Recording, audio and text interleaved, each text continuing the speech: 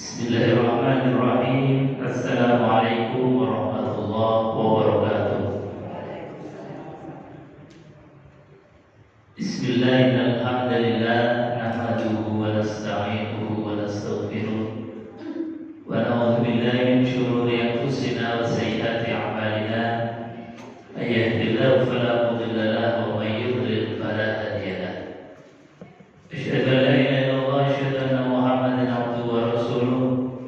Allahumma salli wa sallim ala sayyidina Muhammadin wa ala alihi wa sahbihi ajma'in. Rabbi ishrah li sadri wa yassir li amri wa hlul 'uqdatam min lisani yafqahu qawli. Amma ba'd. Hadirin ibu-ibu jemaah pengajian Darul Ilmi Masjid An-Nur yang dimuliakan Allah Subhanahu wa taala. Studio sehat Ibu? Alhamdulillahirabbil alamin.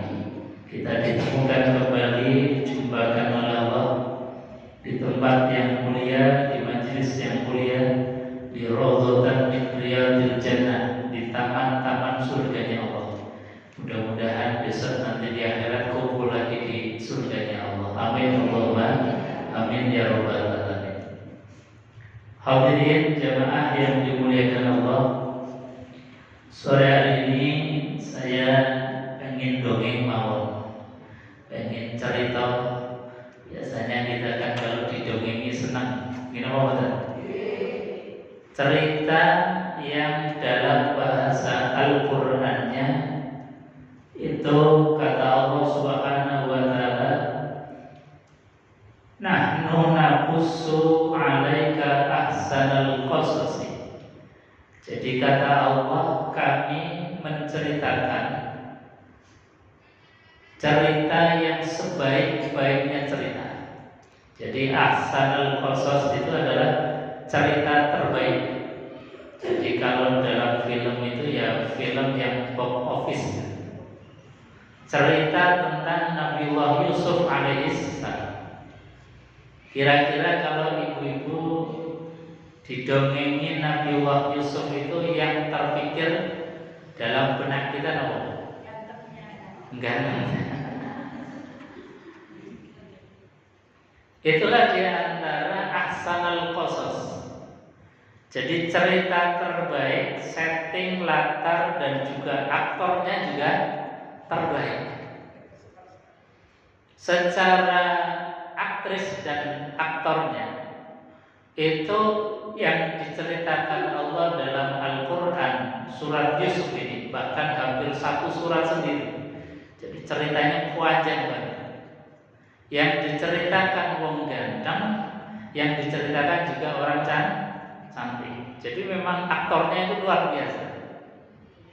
Dan juga ceritanya itu kalau kita membaca atau melihat film Korea yang CEO itu kalah hebat dengan ceritanya Nabiullah Yusuf. Jadi nggak ada cerita, nggak ada film, nggak ada tulisan apapun yang menceritakan dokumenter seseorang yang lebih baik dibandingkan dengan ketika Allah menceritakan kembali dokumenternya Nabiullah Yusuf alaihissalam yang diangkat di dalam Al-Qur'an. Karena ceritanya ini kalau kita baca, mungkin kita hanya sekilas di sini, tapi ibu-ibu nanti bisa di rumah baca surat Yusuf.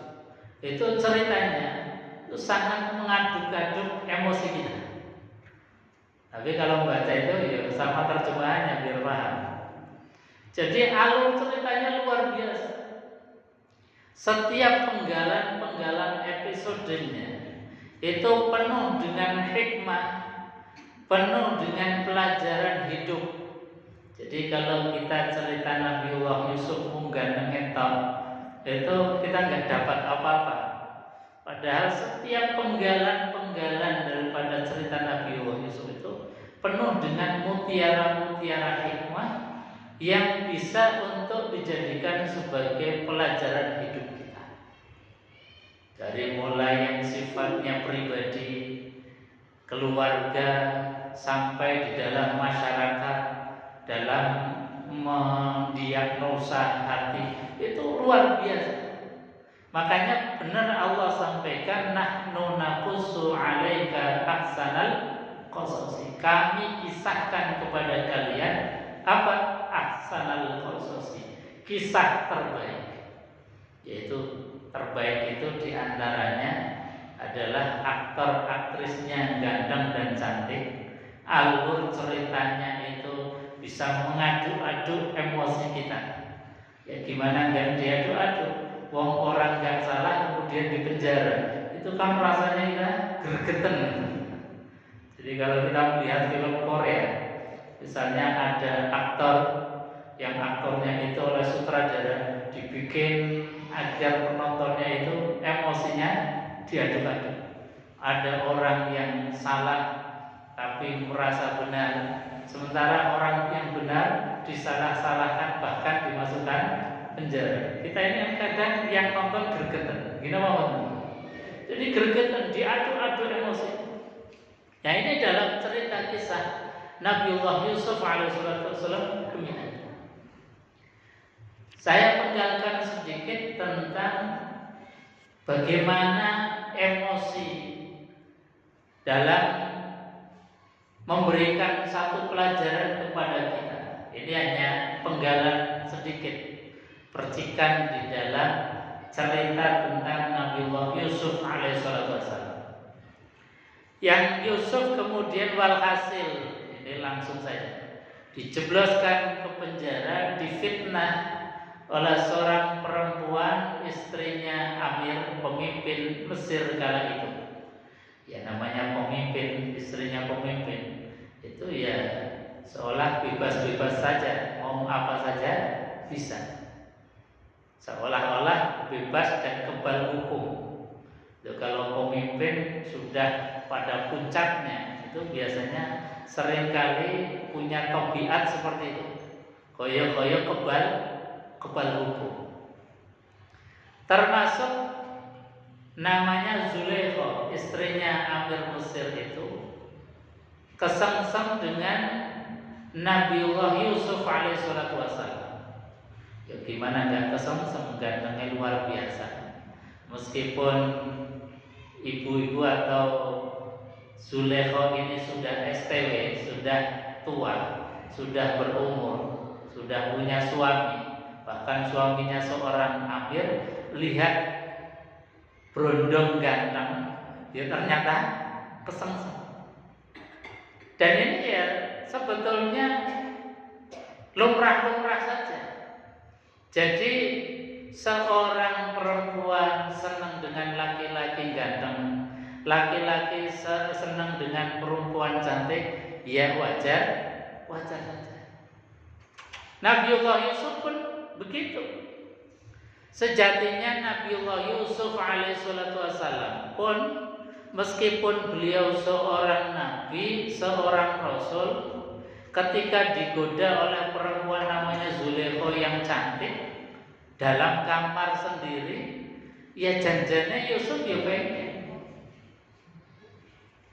Ini sudah manusiawi, fitrahnya memang begitu. Makanya Nabiullah Yusuf fitrahnya ini diabadikan di dalam Al-Qur'anul Karim. Kata Allah Subhanahu wa taala, ini kalimatnya Yusuf yang diabadikan dalam Al-Qur'an. Wa ma ubarri'u nafsi. Kata Nabiullah Yusuf, wa ma ubarri'u nafsi. Dan aku pun sejatinya tidak terbebas dari nafsu sifat basyariah yang saling senang dengan lawan jenis. Jadi misalnya panjenengan itu melihat orang ganteng kok istilahnya senang, ya memang wajar. Lihat uang kita senang, ya wajar. Delok duit senang apa mboten? Lihat mas-masan, kalau lihat misalnya mampir ke Semar, ya namanya manusia senang. Itu manusia. Nabiullah Yusuf pun sama.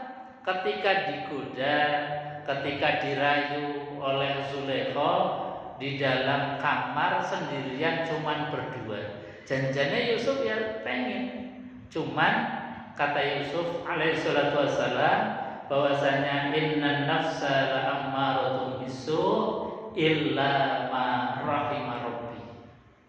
Jadi kata beliau mengingatkan kepada kita yang setiap kita ini ya pasti punya nafsu. Gini apa punya nafsu tentang lawan jenis, punya nafsu tentang harta dunia, punya nafsu tentang kekayaan dan lain sebagainya. Itu bawaan manusia yang kita nggak usah kemudian menghilangkan. Kita diperintahkan oleh Allah Subhanahu wa taala bukan menghilangkan nafsu-nafsu itu, tetapi perintahnya adalah nafsu itu dikendalikan agar selalu dalam lindungan dan bimbingan rahmatnya Allah Subhanahu wa ta'ala.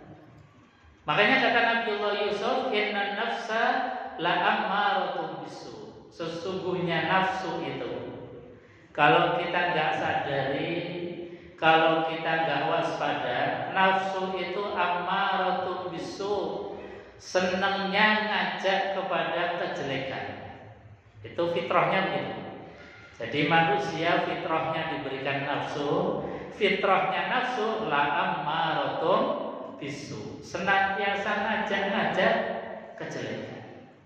Punya waktu luang, ada pengumuman ngaji, itu ngajarnya apa yang ngaji kata Eko, enak jagongan, enak jalan-jalan.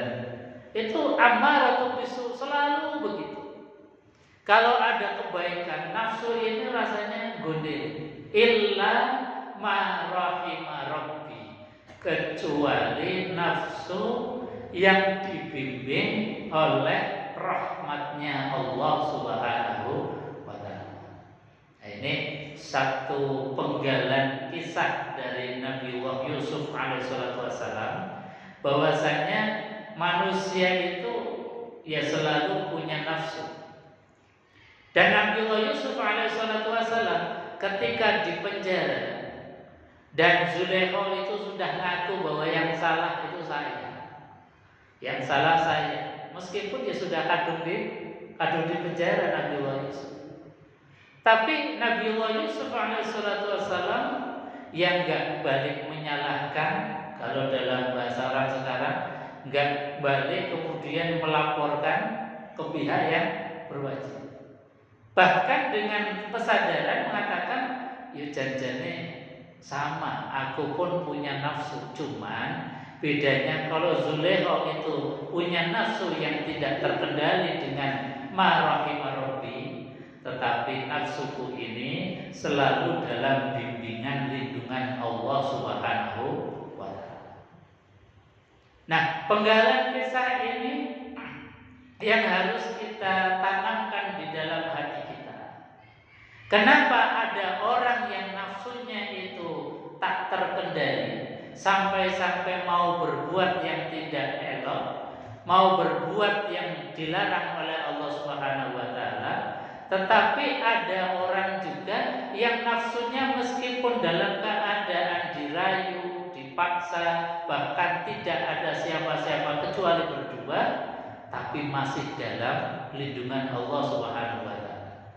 Nah, pertanyaannya, kenapa dua orang ini punya sifat yang berbeda? Satu nafsunya dijor, yang kedua nafsunya ini dikendalikan, dipantau dalam bimbingan Allah Subhanahu wa ta'ala.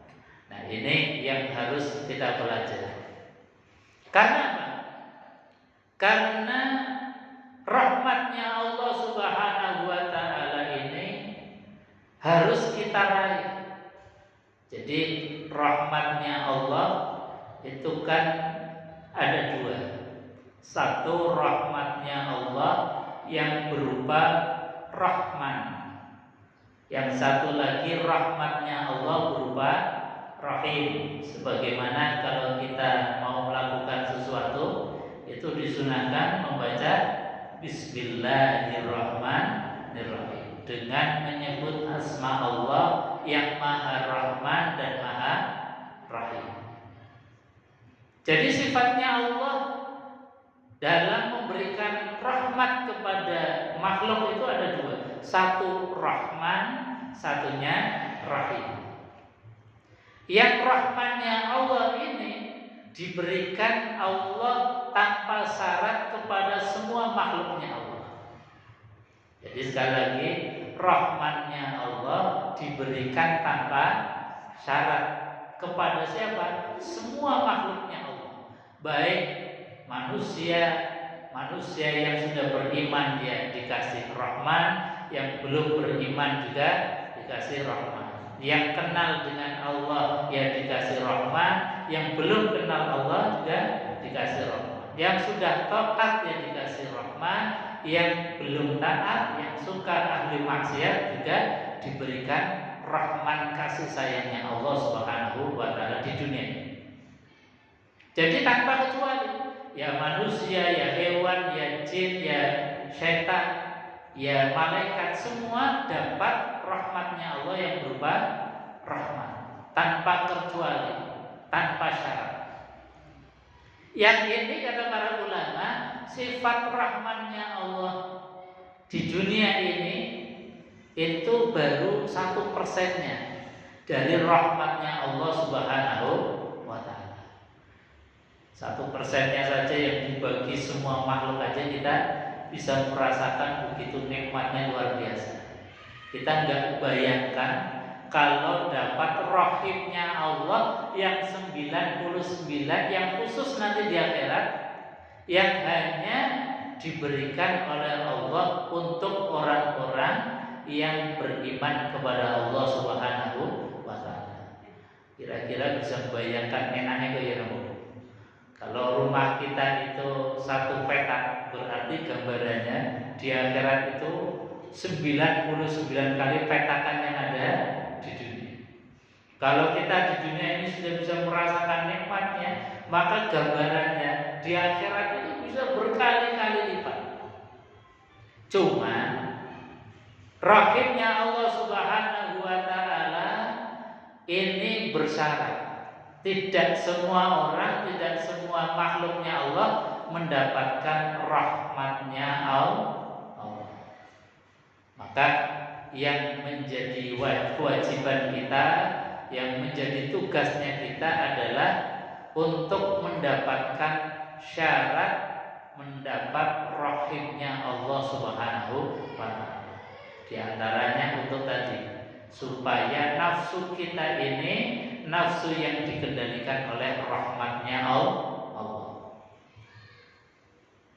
Dalam Al-Quranul Karim Allah menjelaskan cara kita mendapatkan rahmatnya Allah yang berupa rahim.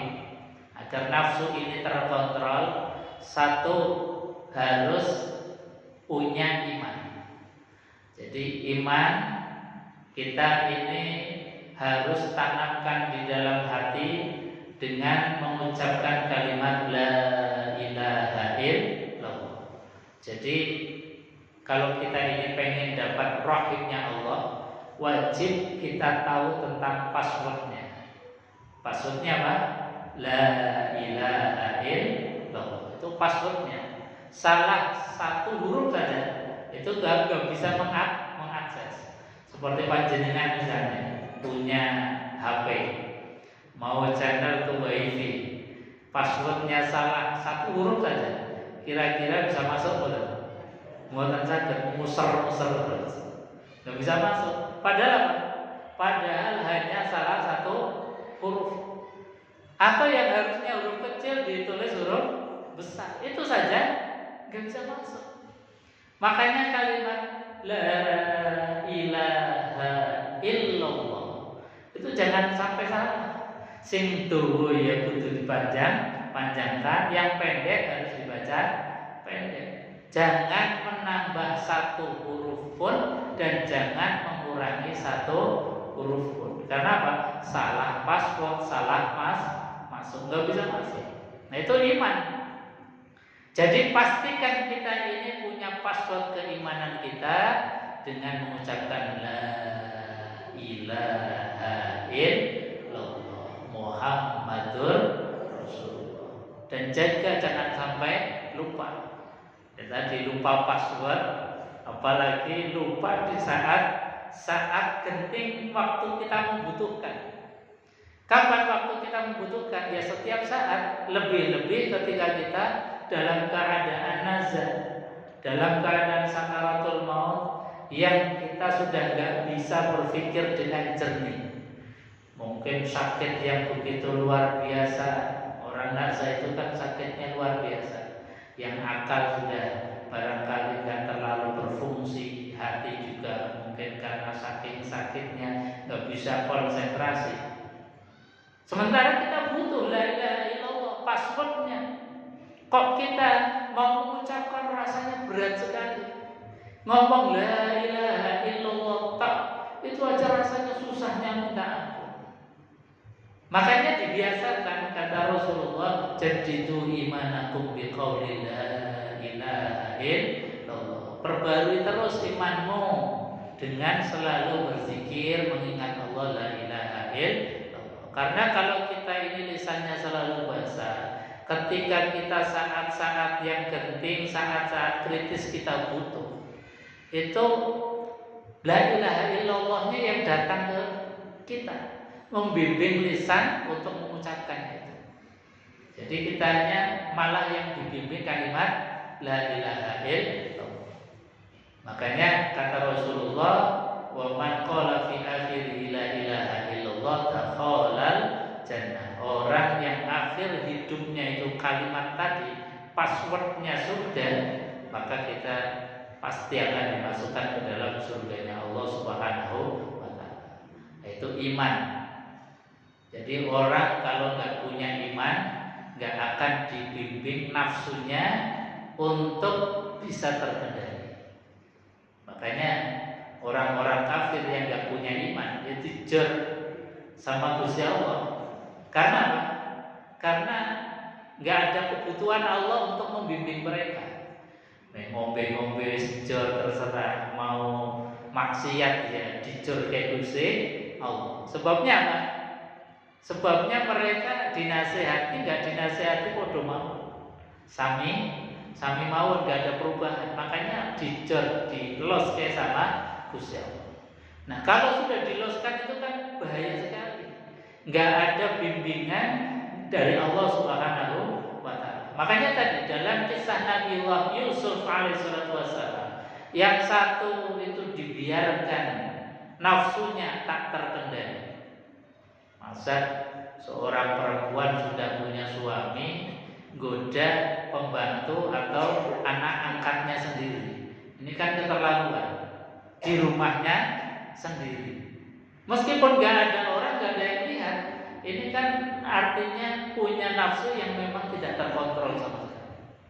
Makanya kata Nabi Yusuf alaihissalam, wa ma ubarri'u nafsi, janjane saya juga punya nafsu yang sama, cuma bedanya saya ini adalah nafsu yang terkendali, dikontrol, diawasi oleh Allah Subhanahu wa taala, sehingga bisa menahan diri. Ketika di dalam kamar sudah mulai Zulekho, bahasanya kita itu kesetanan, saking senangnya pengennya dengan Nabiullah Yusuf sampai pintunya dikunci. Itu bahasanya di dalam Quran, dua-duanya itu saling berebut pintu. Kalau Yusuf itu berebut pintu pengen keluar, kalau Zulekho berebut pintu agar pintunya nggak bisa dibuka. Jadi podo-podo rebutan lawan, rebutan pintu, satu pengen keluar, satu pengen mempertahankan agar di dalam terus. Kemudian apa yang terjadi? Yang terjadi adalah Nabiullah Yusuf alaihissalam digeret dari belakang sampai baju gamisnya itu robek. Kemudian Zulekho karena saking pengennya dan tidak kelakon melaporkan satu tindakan asusila yang sebetulnya itu hoax saja, itu adalah fitnah. Jadi dilaporkan setelah disidang bahwasanya di selidiki, dilidik dan lain sebagainya. Oh, ternyata bahwasanya yang sobek itu adalah bagian belakangnya Nabiullah Yusuf. Kalau yang sobek itu bagian depan, itu berarti Yusufnya yang ingin. Tapi kalau sobeknya yang belakang, berarti ini yang salah adalah Zulaikha. Setelah disidang, meskipun sudah jelas fakta yang terjadi di lapangan bahwa yang sobek itu adalah pakaiannya Nabiullah Yusuf, ya tadi karena seorang amir, pemimpin, istrinya seorang raja, itu tetap ngotot bahwasanya Yusuf harus dijebloskan. Meskipun nggak salah, akhirnya Yusuf itu mendekam di dalam penjara berhari-hari, berbulan-bulan, bahkan beberapa tahun dijalani oleh Nabiullah Yusuf alaihissalam. Sampai suatu ketika Nabiullah Yusuf alaihissalam ketika dimasukkan ke dalam penjara, itu ada dua pemuda yang sama-sama masuk ke dalam penjara. Yang masuk ke dalam penjara, kemudian dua orang yang masuk penjara bersama Yusuf ini tidur dan mimpi.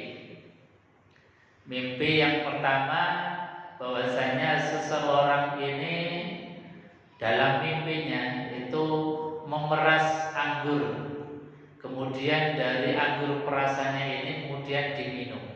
Yang satu bermimpi bahwasanya di atas kepalanya itu ada roti, yang rotinya itu dipatuk burung-burung.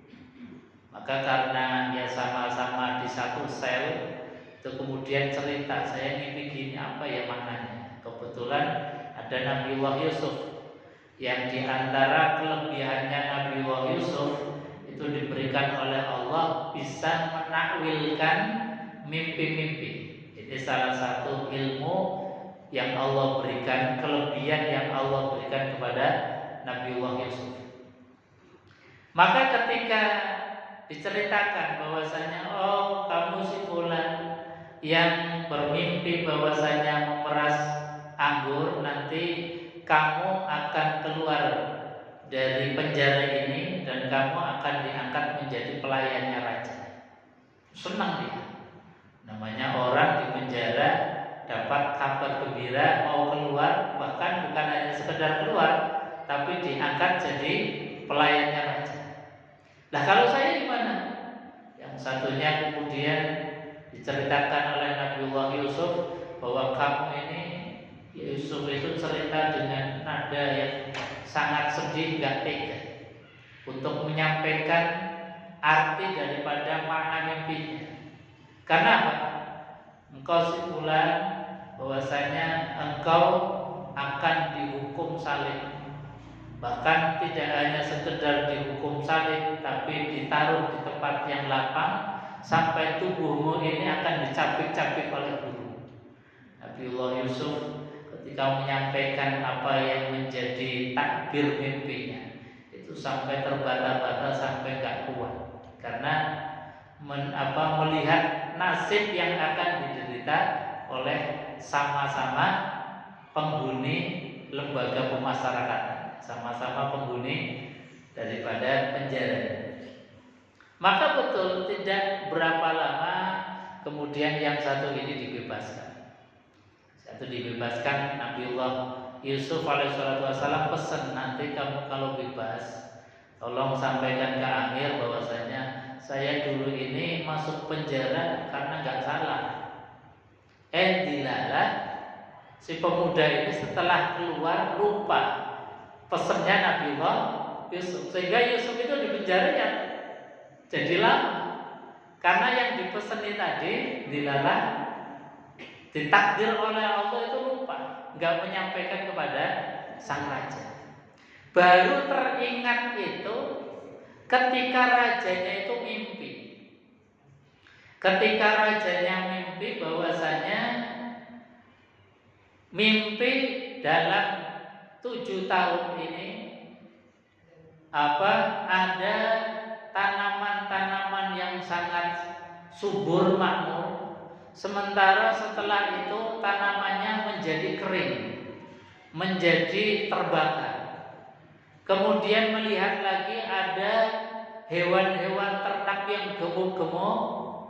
Setelah itu kemudian hewan ternaknya itu menjadi kurus-kurus bahkan sampai mati. Sampai sang rajanya ini nggak bisa tidur karena memikirkan cerita yang Allah berikan di dalam tidurnya berupa mimpi. Diumumkan, disayembarakan ke seantero Mesir, barang siapa yang bisa menakwilkan dari mimpinya raja akan diberikan kedudukan. Gak ada satupun orang yang bisa menakwilkan mimpinya raja itu. Nah, baru ingat itu yang dulu temannya Nabi Yusuf di penjara, yang sekarang jadi pelayannya raja. Oh iya, saya dulu waktu di penjara punya teman namanya Yusuf yang bisa menakwilkan mimpi. Akhirnya apa? Akhirnya kemudian disampaikan kepada raja, wahai sang raja, bahwasanya saya waktu di penjara dulu punya teman namanya Yusuf. Yusuf ini punya kemampuan mentakwilkan mimpi. Barangkali dia bisa menakwilkan mimpinya panjenengan. Akhirnya apa? Akhirnya Nabiullah Yusuf alaihissalam itu dipanggil oleh sang raja. Kemudian dimintai pendapatnya untuk bisa mentakwilkan mimpinya. Apa kata Nabiullah Yusuf? Iya betul bahwa mimpimu itu adalah mimpi yang benar. Itu adalah ayatun min ayatillah. Adalah tanda-tanda atau ayat-ayat dari ayat-ayatnya Allah Subhanahu wa Ta'ala. Karena memang mimpi itu sebetulnya pelajaran, itu ayat-ayat. Makanya panjenengan kalau pas mimpi itu ya diangen-angen. Jadi jangan anggap bahwasanya ini mau kembang mimpi kok. Tapi coba diangen-angen jadi apa ya yang akan terjadi. Insya Allah nanti jadi ibro, jadi pelajaran, jadi pempeling. Dibandingkan dengan kita mimpi terus kemudian dibiarkan saja, kita nggak akan dapat apa-apa. Karena apapun yang menimpa kita itu adalah ayatun min ayatillah, tanda-tanda dari Allah Subhanahu wa Ta'ala. Biasanya kalau kita ini tahunya ya setelah terjadi, oh ternyata mimpiku kemarin itu ngene teman. Tapi kalau orang yang pas kita sebelum kejadian itu sudah tahu, sehingga apa? Dia melakukan sesuatu itu terkontrol, jadi lebih waspada, lebih hati-hati. Tapi kalau kita kan biasanya tahunya tentang makna mimpi setelah terjadi. Tapi yang betul apa itu untuk pelajaran untuk berikutnya. Jadi mimpi itu bahkan Al-Qur'anul Karim ini diturunkan oleh Allah Subhanahu wa Ta'ala, ya sebagian turunnya lewat mimpi yang dikenal dengan ar-ru'yah as-shadiqah. Jadi mimpi yang benar. Makanya mimpinya kita, orang-orang yang beriman, orang yang soleh, kata Rasulullah SAW, itu bagian dari nubuwah. Meskipun itu hanya berapa persennya, tetapi itu bagian dari nubuwah, kebenaran yang Allah percikan lewat mimpi di dalam tidur kita. Makanya jangan sia-siakan pelajaran Allah melalui mimpi. Nah, termasuk mimpinya raja ini ditakwilkan oleh Nabiullah Yusuf alaihissalam, bahwasanya wahai raja, ini negara dan bangsa kita, negeri Mesir ini nanti 7 tahun akan mengalami kemakmuran yang luar biasa. Setelah 7 tahun makmur, maka akan datang 7 tahun berikutnya paceklik. Maka karena akan ada 7 tahun masa subur, masa panen, masa kejayaan, jangan sampai kemudian terlena, sampai menghambur-hamburkan, sampai nggak sempat nyimpen, nggak sempat nabung. Nah, ini nasihatnya Nabiullah Yusuf alaihissalam. Karena apa?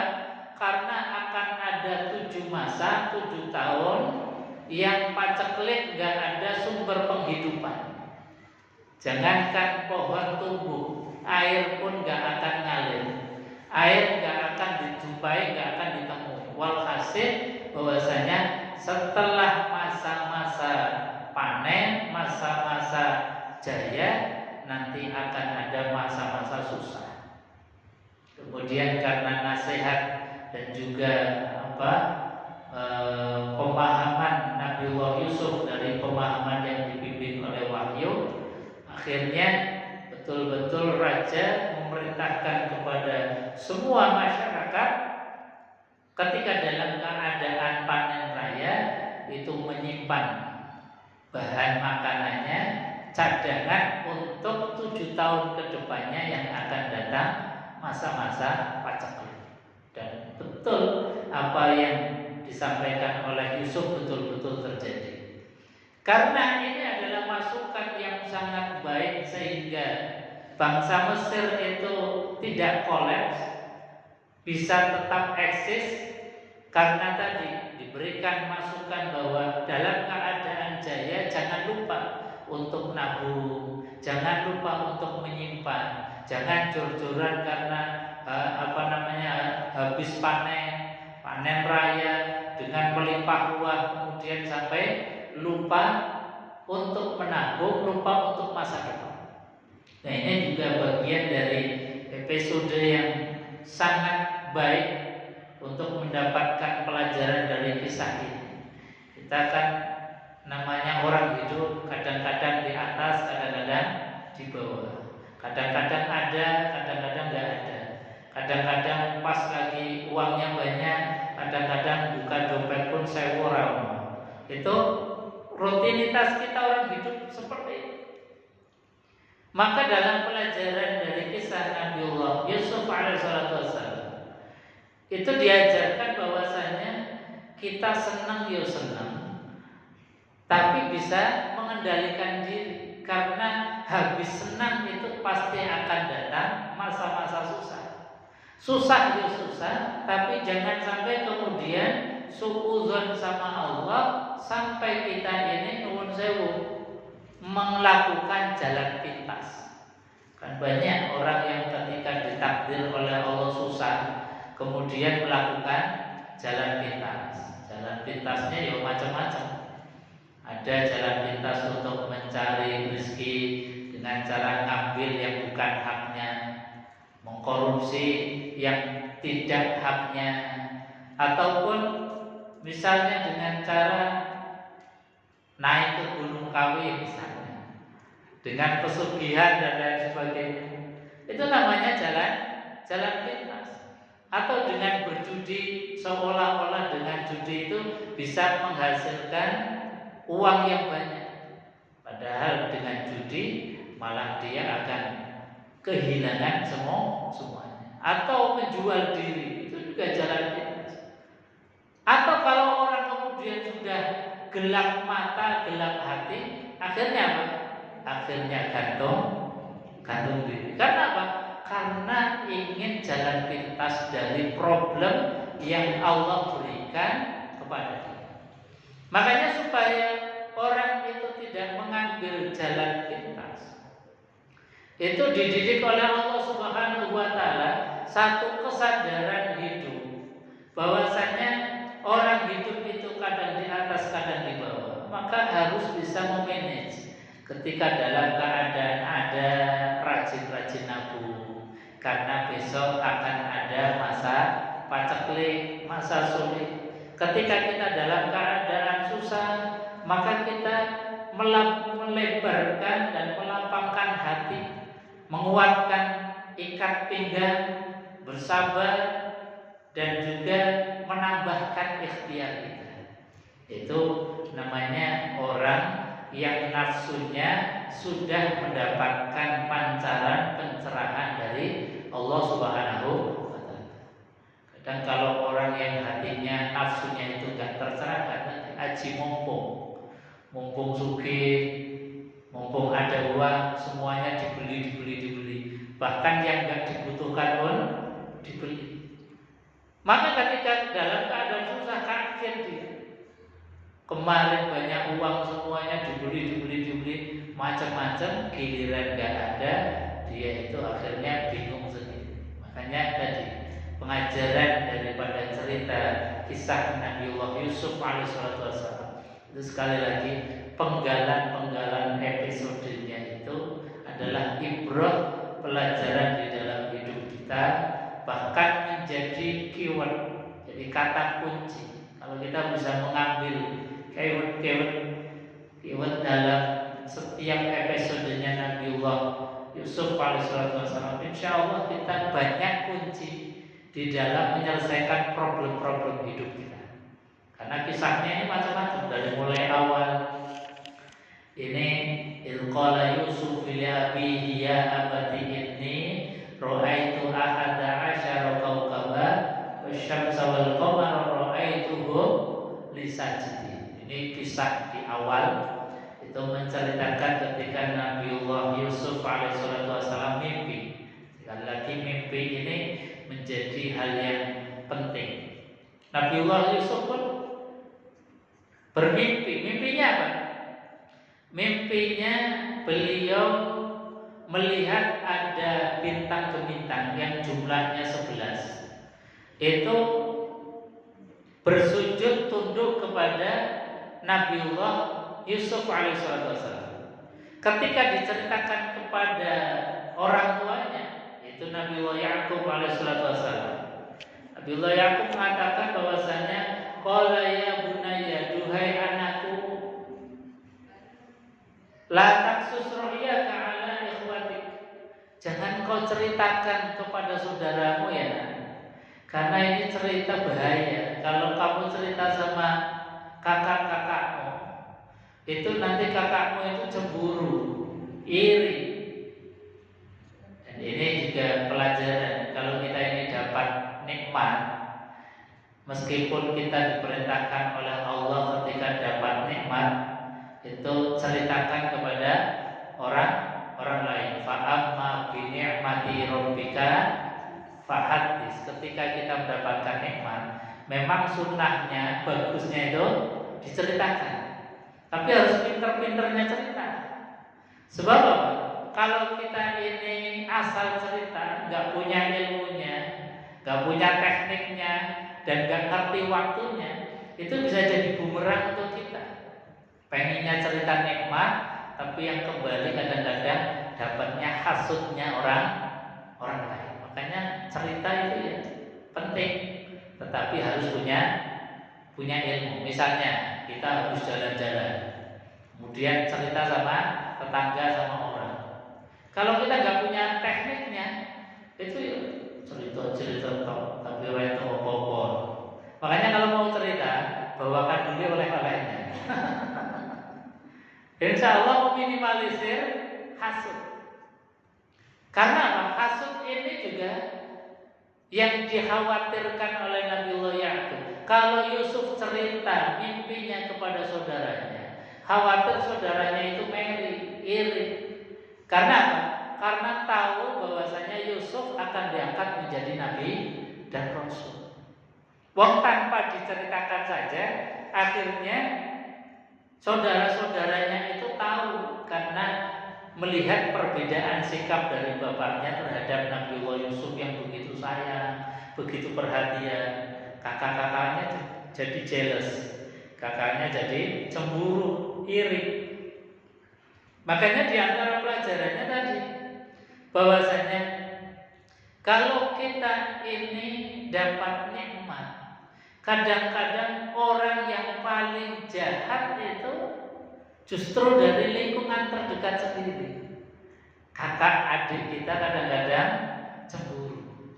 Ini harus hati-hati betul di dalam mengelola nikmat yang kita dapatkan. Karena tadi seringkali pertentangan itu yang paling kuat justru dari lingkungan terdekat. Misalnya pembagian warisan, apalagi warisan si jini dapat ini, si jini dapat ini. Itu kalau kita nggak hati-hati di dalam mengelola hati, mengelola nafsu kita, Ini keluarga kakak adik yang asalnya akur-akur, asalnya nggak ada masalah, giliran harta warisan dibagi malah jadi problem. Nggak mau tegur sapa, nggak mau ketemu, bahkan banyak yang kemudian saling safkud dima, menumpahkan darah. Nauzubillah min dzalik.